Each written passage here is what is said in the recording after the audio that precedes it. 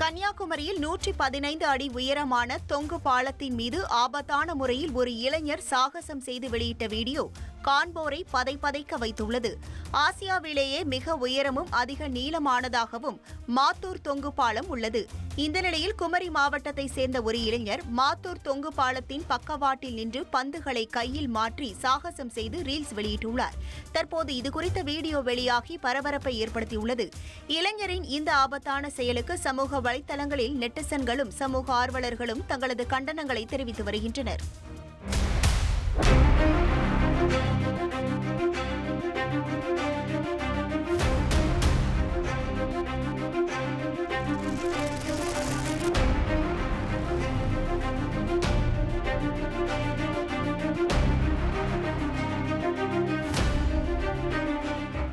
ட்ரெண்ட friend ஆக்கிக்கோங்க. தந்தி டிவியின் subscribers and followers குடும்பத்துல நீங்களும் இணையுங்க.